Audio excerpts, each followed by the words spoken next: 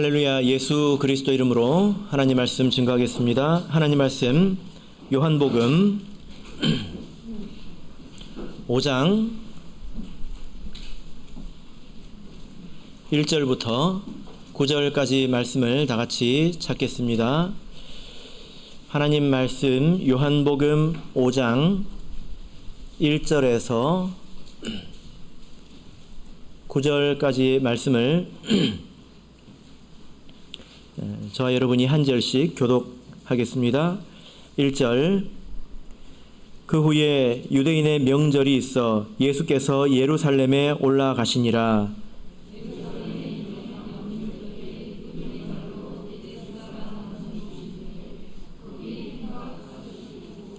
그 안에 많은 병자, 소경, 절뚝발이, 혈기 마른 자들이 누워 물의 동함을 기다리니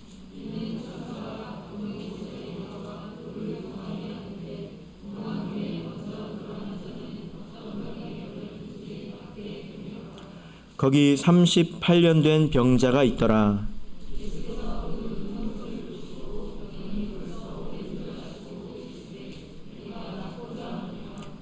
병자가 대답하되 주여 물이 동할 때에 나를 못에 넣어줄 사람이 없어 내가 가는 동안에 다른 사람이 먼저 내려가나이다.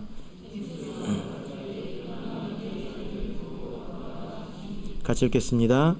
그 사람이 곧 나아서 자리를 들고 걸어가니라. 이 날은 안식일이니. 아멘. 네, 오늘 이 시간은 일어나 걸어가라 라는 제목으로 하나님 말씀을 증거하겠습니다. 오늘 읽으신 이 말씀 가운데 조금 논란이 되는 부분이 있습니다. 그 내용이 뭐냐면은 3절 뒷부분을 보시면 물의 동함을 기다리니 이 말씀이 있죠. 그죠? 근데 그 앞에 뭐가 있습니까? 여러분 혹시 괄호가 보이십니까? 예, 괄호가 있지요. 그래서 물의 동함을 기다리니부터 4절까지 어떤 병에 걸렸든지 낫게 되밀어라. 여기까지 괄호가 있습니다. 이 괄호가 어떤 의미이냐면요. 원래 우리가 보는 이 성경이 그 원본이 전해져 내려오는 것이 아닙니다. 당시에 그 많은 필사본들이 있습니다. 그때 당시에는 손으로 다 이렇게 옮겨 적잖아요. 복사기가 있는 게 아니니까. 그래서 많은 사람들이 성경을 옮겨 적었는데 원래 이것을 옮겨 적을 때는 더하거나 이제 빼거나 그러면 안 되지 않습니까? 그런데 어떤 사람들이 막 성경을 적다가 감동을 받아가지고 막 없는 말을 막 넣기도 하고 그리고 글자를 틀리기도 하고 그리고 이해가 안 되기 때문에 빼기도 하고 이런 일들이 아주 간혹 있었습니다.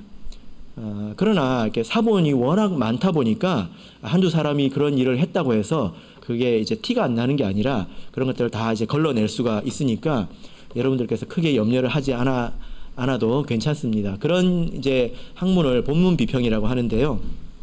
그런데 이 학자들이 아무리 봐도 이건 잘 모르겠다 이런 부분들이 있습니다.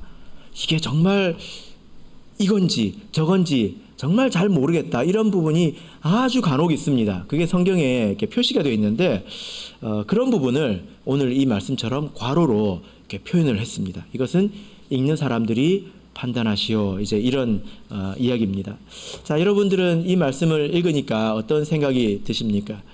사도 요한이 적은 성경에 본래 성경에 이 내용이 있었을까요? 없었을까요?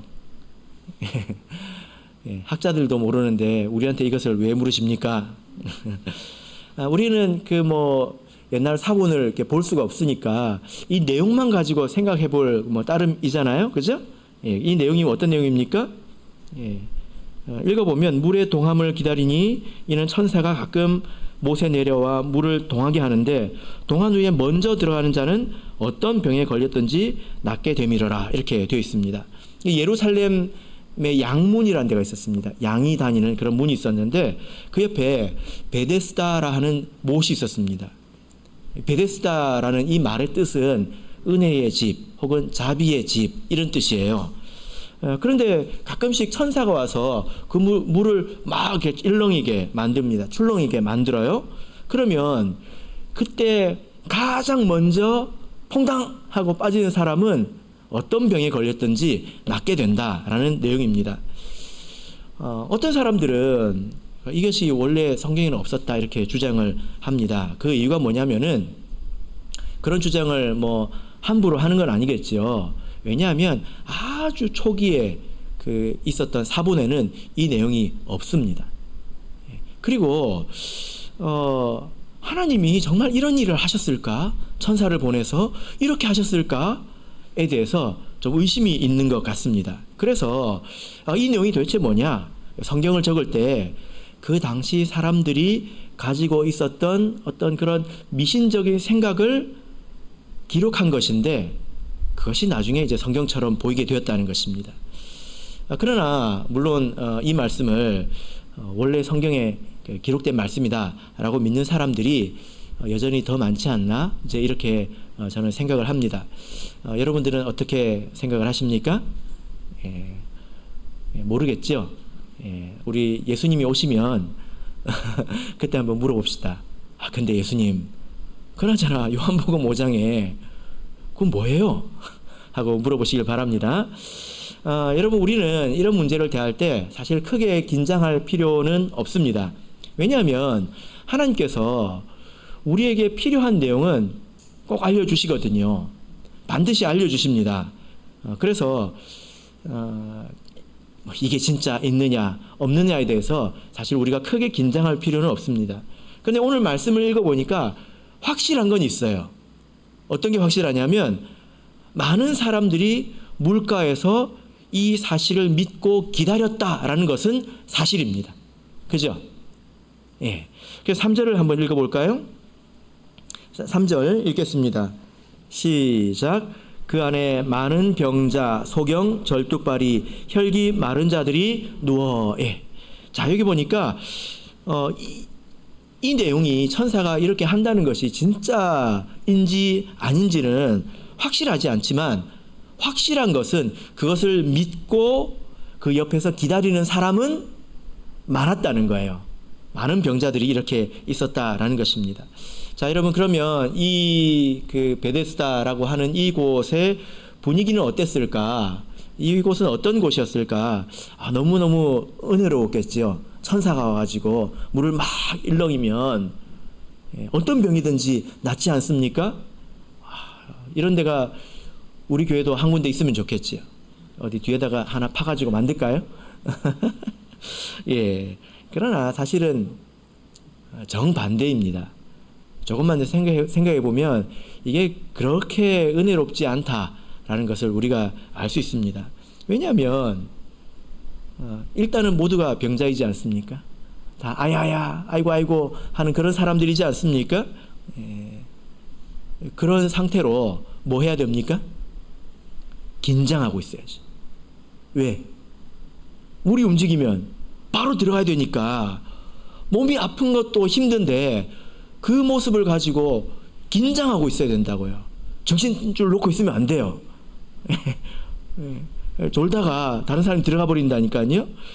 그래서 언제 올지도 모르는 이 천사를 놓치지 않기 위해서 하염없이 막연하게 기다려야 됐다라는 것입니다. 그런데 여러분, 올림픽에서 2등하면 뭐 줍니까? 은메달 주죠. 베데스다에서 2등하면 뭐 주죠? 화병을 줍니다. 화병. 왜 그럴까요? 내가 조금만 빨랐으면 1등 할 수 있었는데 은메달이 아니라 이 화병이 추가가 됩니다. 그래서 뭐 우리가 이곳의 모습을 보지는 않았지만 뭐 물이 이렇게 출렁이는 게 꼭 뭐 이런저런 일이 있어야 되는 게 아니라 바람이 불어도 혹은 뭐 누가 장난삼아 돌을 던져도 이런 일들이 생기잖아요. 그러면 사람들이 막 우르르 막 들어갔다가 누가 먼저 들어갔는지도 아마 잘 모를 것입니다. 이런 곳 아니겠습니까? 그래서 사실 이 베데스다는 그렇게 은혜로운 곳은 아닙니다.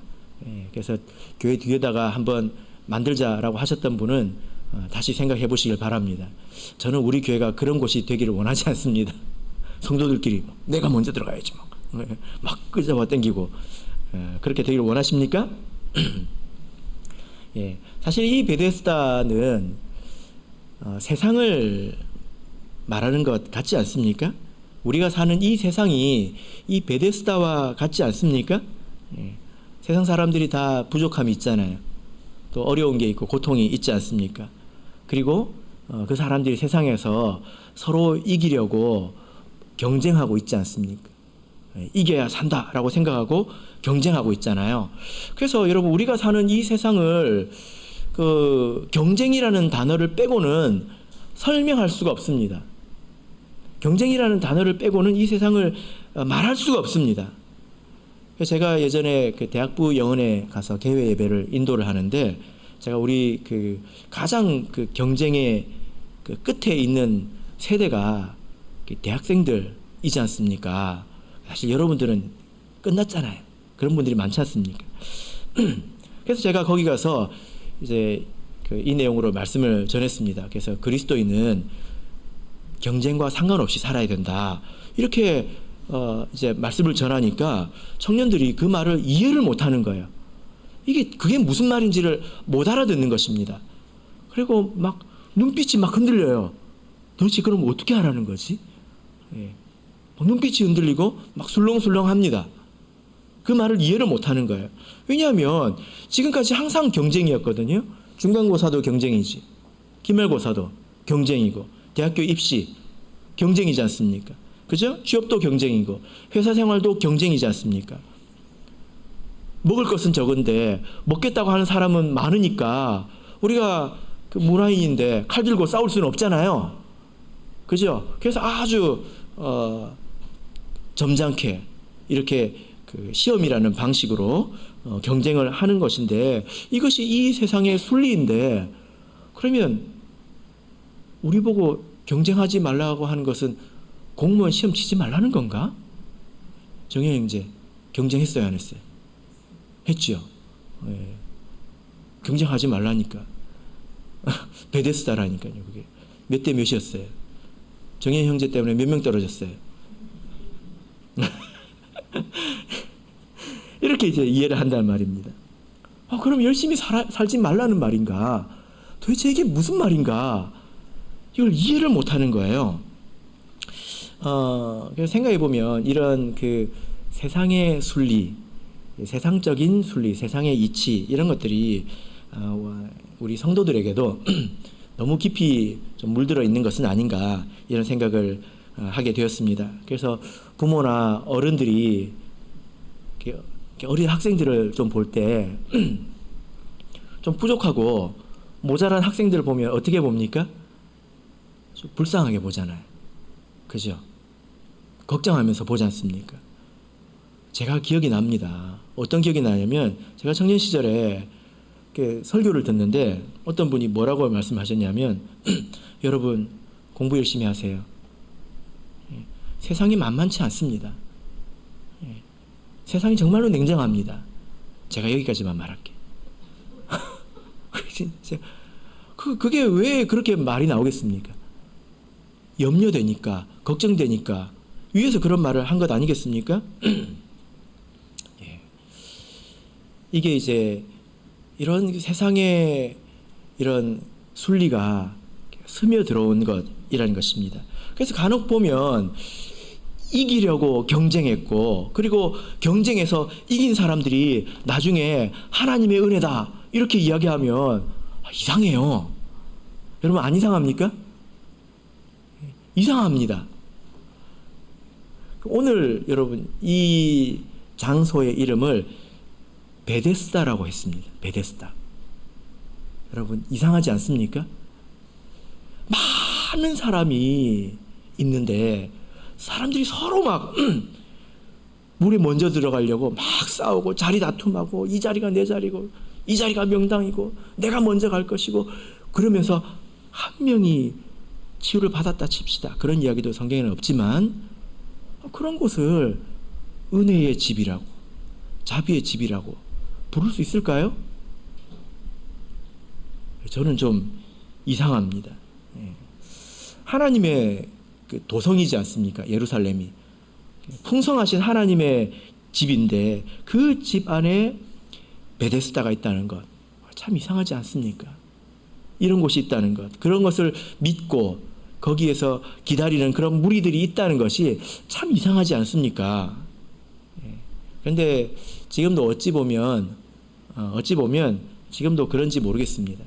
우리가 하나님은 풍성하신 분이지 않습니까?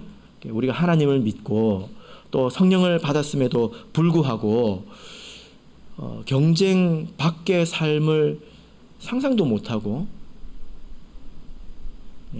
살아간다면 마치 이 모습과 같지 않겠나 이런 생각을 해보게 됩니다. 여러분은 어떻게 생각하십니까? 경쟁에서 이기면 행복해질 것이다. 여러분 살아보니 어떻습니까? 경쟁에서 이기면 행복해질 것이다. 어떻게 생각이 되십니까? 한번 잘 생각해 보십시오. 이 이야기가 정말 막연한 미신과도 같습니다. 정말 그런지 한번 곰곰이 생각을 해보시길 바랍니다. 제가 생각을 해보라고 하면 여러분 생각해 보십니까? 제가 할 말이 많아요. 근데 너무 길어질까봐 생각해 보라고 하는 것입니다. 생각해 보세요. 경쟁에서 이기면 진짜 행복해질까 생각해 보십시오. 예수님께서 바로 그곳에 가셨습니다. 그리고 그날은 안식일이었다 이렇게 말씀하고 있습니다.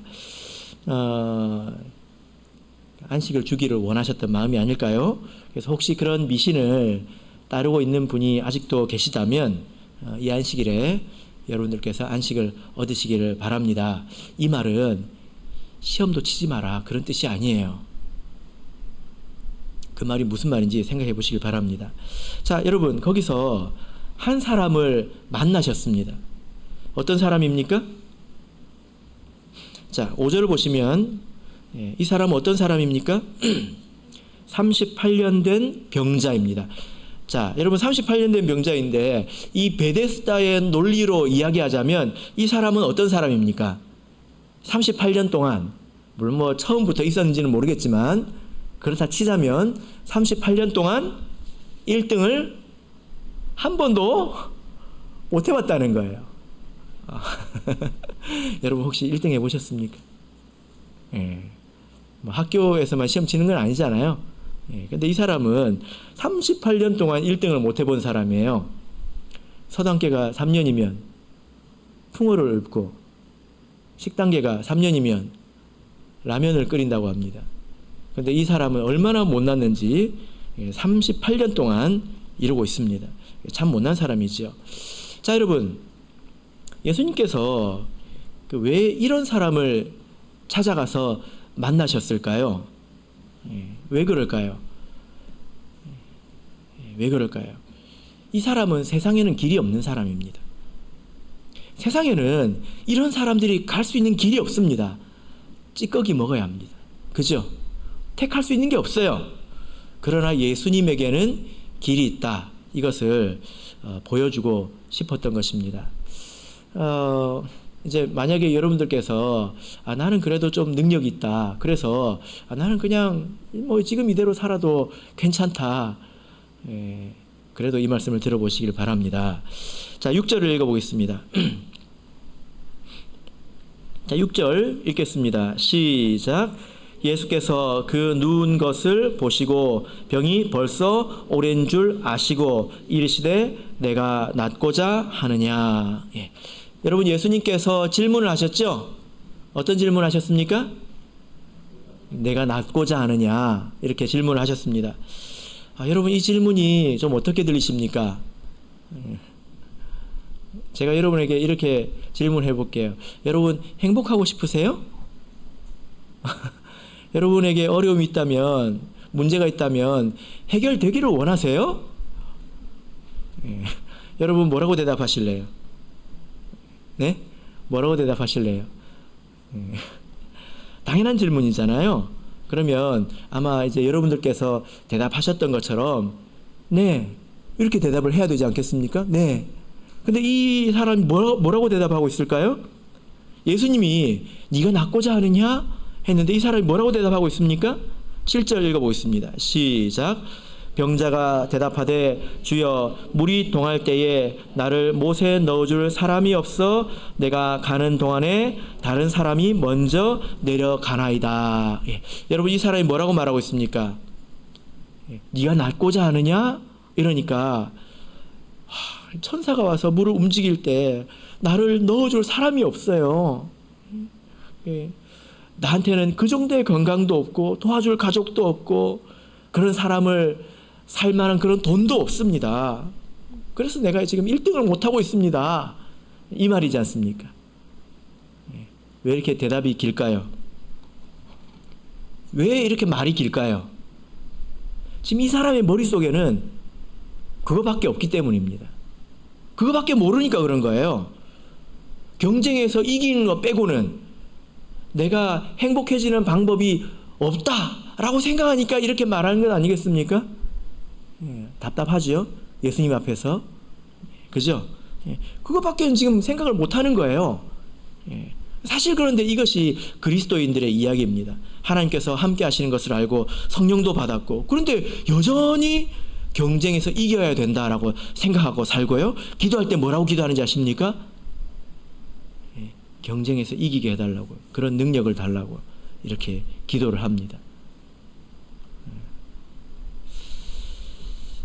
그렇게 해서 얻은 것이 있다면 그것을 내려놓기도 굉장히 두려워합니다. 예. 정도의 차이가 있겠지만 이 사람은 아주 극단적인 예이죠. 그죠? 예. 정도의 차이는 있겠지만 이런 면이 각 사람들에게 있을 수 있다는 것입니다. 여러분 오늘 이 본문을 우리가 잘 읽어보면 예수님의 이 은혜가 얼마나 절대적인가, 우리의 행복에 있어서 얼마나 절대적인가 이것을 알 수 있는데, 여러분 이 사람은 최악의 사람입니다. 이 사람은 38년 동안 1등을 못 해봤어요. 굉장히 무능하죠. 38년 동안 뭐라도 했으면 1등을 할 수 있지 않습니까? 그죠? 근데 그뿐만이 아니라 이 사람은 영적으로도 굉장히 어둡고요, 성격도 못돼 먹었습니다. 왜 그렇게 말할 수 있냐면요, 여러분 먼저 이 사람이 예수님을 찾은 게 아니에요. 예수님이 이 사람을 찾아왔죠. 그죠? 그리고 12절부터 보시면 자 10절을 보시면 유대인들이 병 나은 사람에게 이르되 안식일인데 내가 자리를 들고 가는 것이 옳지 아니하니라. 이 사람이 예수님께서 자리를 들고 가라 하니까 자리를 들고 막 갔단 말이에요. 근데 이게 안식일의 그 규례를 어기는 것이었습니다. 성경을 어기는 것은 아닌데 장로들이 정한 그런 유전을 어기는 거였어요. 그래서 사람들이 막 지적을 하지 않겠습니까? 예. 그래서 어떤 사람들이 묻습니다. 누가 너 보고 그 자리를 들고 가라고 했냐? 하니까 이 사람들이 뭐라고 대답하냐면 13절 읽겠습니다. 시작. 고침을 받은 사람이 그가 누구신지 알지 못하니 이는 거기 사람이 많으므로 예수께서 이미 피하셨음이라. 예. 여러분 한번 생각해 보세요. 누워 있었어요. 예수님이 일어나 자리를 들고 가라 했는데 진짜 자리를 들고 갔어요. 원래 어떻게 해야 됩니까? 원래는 어떻게 됩니까? 자리를 들고 한 발짝 뛰다가 예수님이 도대체 이분 도대체 어떤 분인가를 생각해야 되잖아요. 그게 정상 아닙니까? 근데 그냥 들고 갔어요. 그냥 뭐라고 설명해야 될까요? 그런 생각하는 감각 자체가 없는 것입니다. 그런 은혜를 받고도 아무것도 생각을 못한 거예요. 그래가지고 누가 너를 그렇게 하라고 했냐 하니까 모르겠는데요. 어두운 사람이지요. 깜깜한 사람이지요. 근데 14절 보시면 그 후에 예수께서 성전에서 그 사람을 만나 이르시되, 다시 예수님께서 나중에 다시 만나가지고 보라 네가 나았으니 더 심한 것이 생기지 않게 다시는 죄를 범치 말라 하시니, 그 사람에게 이렇게 말씀을 해주셨습니다.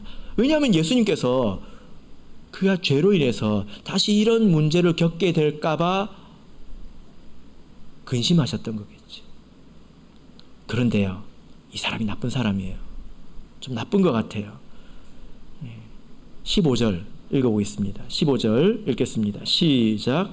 그 사람이 유대인들에게 가서 자기를 고친 이는 예수라 하니라. 뭡니까? 고자질한 거예요.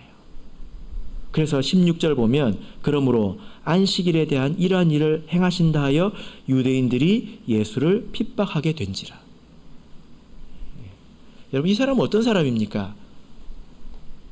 능력이 있는 것도 아니에요. 영적인 감각이 있는 것도 아니에요. 적어도 그런 말을 해줄 정도면 고마운 줄 알고 분위기를 알고 입이라도 닫아야죠. 도대체 이게 뭡니까? 그래서 제가 이 사람은 정말 최악인 것 같다, 이런 생각을 하게 되는 것입니다. 무능하고 어둡고 이기적인 심령, 좋은 것이라고는 눈꽃만큼도 찾아볼 수 없는 그런 사람입니다. 근데 여러분, 예수님께서 왜 이런 사람에게 가셨을까요? 왜 이런 사람을 고쳐주셨을까요?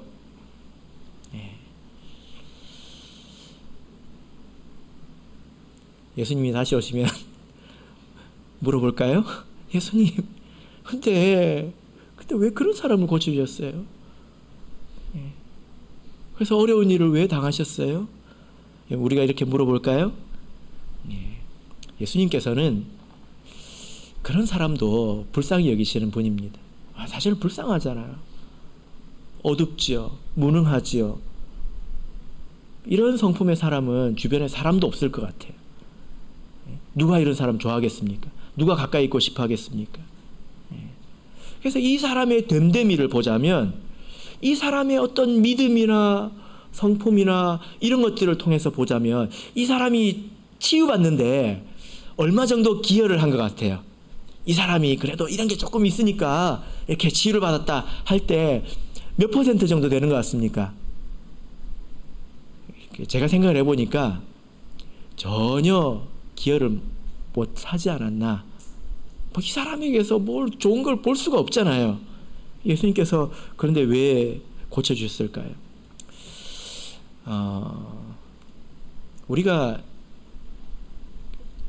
이 말씀을 묵상할 때 이것을 깨달을 수 있습니다. 하나님의 은혜는 사람의 됨됨이에 제한받지 않는다는 거예요. 하나님께서 여러분들에게 은혜를 주시려고 하는데 여러분들이 너무 작아가지고 큰 은혜를 못 주시고 그런 분은 아니라는 것입니다. 이렇게 티끌보다도 작은 사람이지만 예수님의 충분한 은혜를 받지 않았습니까? 예수님께서 자리를 들고 일어나라고 하셨습니다. 혼자 일어나는 것도 기적인데 자리를 들고 일어나 갔다니까요. 완전하지 않습니까? 그래서 예수님께서 뜻하시면, 예수님께서 우리에게 은혜를 주시면 나의 이 됨됨이, 나의 그릇을 초월해서 우리가 형통해지고 은혜를 얻을 수 있다라는 것을 이 사람을 통해서 아주 극단적인 예를 통해서 우리에게 보여주시는 것입니다. 예수님은 1등하게 해주시는 분이 아니라 경쟁을 초월해서 채워주시는 분이죠. 이 사람이 나았다고 해서 베데스다의 질서가 깨진 것은 아니지 않습니까? 그죠? 우리는 경쟁을 초월해서 산다고 하는 것은 거짓 없이 우리가 성실히 사는 것을 말합니다. 그리고 예수님의 뜻을 따라서 사는 것입니다. 그 말씀을 지키는 것이 나에게 이익이 될런지 손해가 될런지 계산하지 않고 내가 그냥 사는 것입니다. 그러면 시험이 오면 시험을 치면 돼요. 우리 정현이 형제가 내가 이 다른 사람 다 떨어뜨려야지, 내가 반드시 1등 해야지 이를 막 아작아작 물고 그렇게 시험을 치지는 않았을까요? 그죠? 그래서 죄 지는 건 아니니까 그냥 사는 것입니다. 여호수아 1장 8절을 보겠습니다. 여호수아 1장 8절. 여호수아 1장 8절입니다.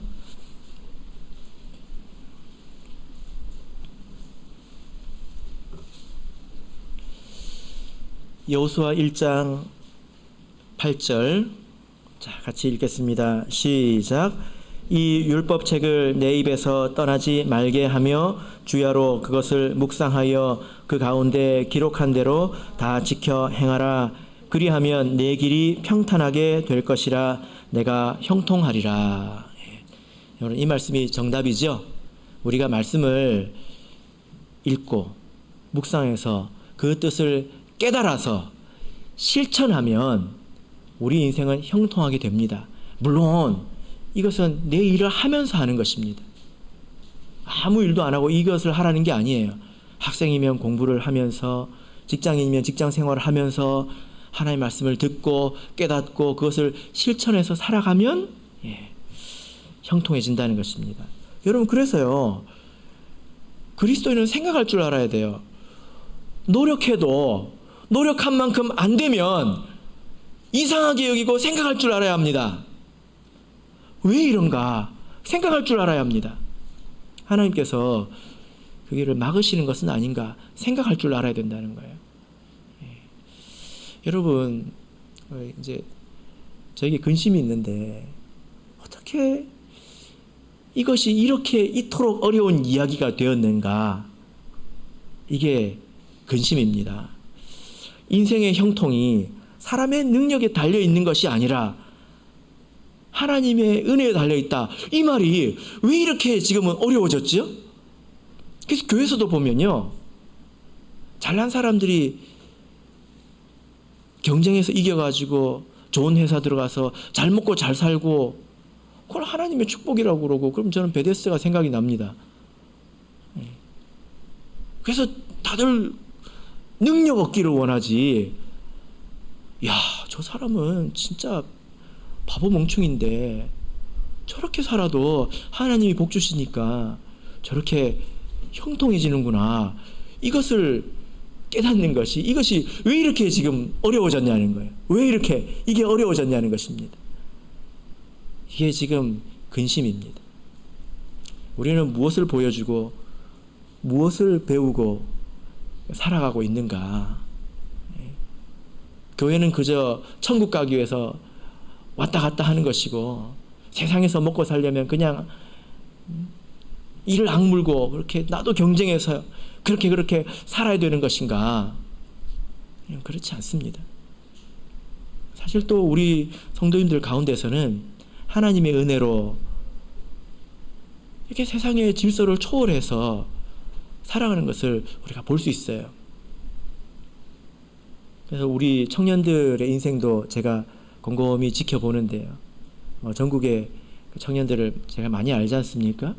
근데 정말 탁월했던 형제가 평범하지도 못한 삶을 나중에 사는 경우도 있고요. 평범에 못 미친 형제가 나중에 제법 살아요.